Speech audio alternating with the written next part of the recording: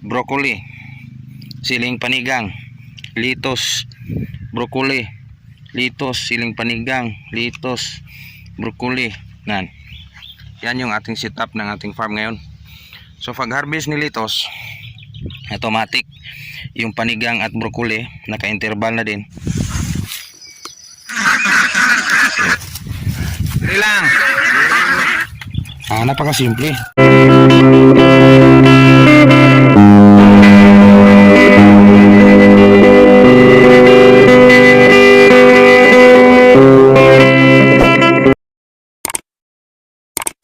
Sakto morning mga kasakto. So mga kasakto, pansin nyo yung ating third batch litos iceberg at nice nursery stage. So yan, medyo recover na, nagre-recover na talaga. So yan, napansin natin yung mga puno niya is malalakas na, independent na kung sa larangan ng standard ng seedling. So dito naman, so yung ating second batch litos iceberg. So yung second batch natin is parang nakabawi-bawi tayo dito.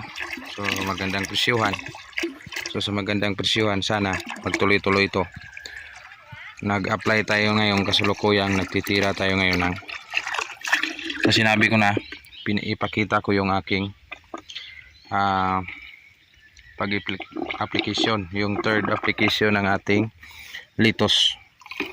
So sana tuloy-tuloy ito ang ating tanim hanggang sa magbigay ng magandang puso o kanyang bilog. So ito pabilog na, yung iba yan. Yan, tigas na. Patigas pa yung iba, malalambot pa.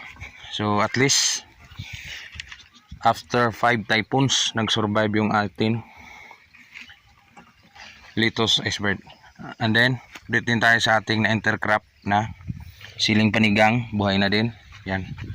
Siling panigang, broccoli. Yan, sa ating short video, pinakita ko na to. Yan, oh, broccoli yan. Panigang, broccoli. So, napaka ganda sa mata tingnan. A few moments later. So yan, malapit ng mga puno. Apat ko lang na container. Kung apat na, ibalik ko naman sa ating sprinkler yung ating tubig. At saka, kung matapos tayo dito, apply naman balik ng fungicide o yung liquid fungicide na birada. So kailangan talaga yung liquid fungicide may apply natin before and after apply ng fertilizer, kasi yung sa sinasabi ko na, masarap kasi yung may abono at wala pang abono sa tanim. So yan, pansin natin, broccoli, siling panigang, litos, broccoli, litos, siling panigang, litos, broccoli. Yan yung ating setup ng ating farm ngayon.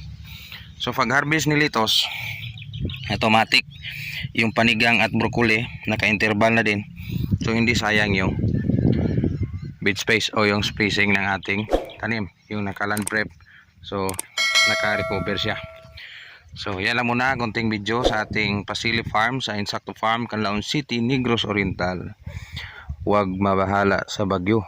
Kung tirahan kayo, alagaan nyo, kasi yun ang tinatawag na faster recovery. It delivers goods to your farming, not only for farming, but deliver good thoughts to your viewers and excite them to do the same. Salamat, Insakto TV.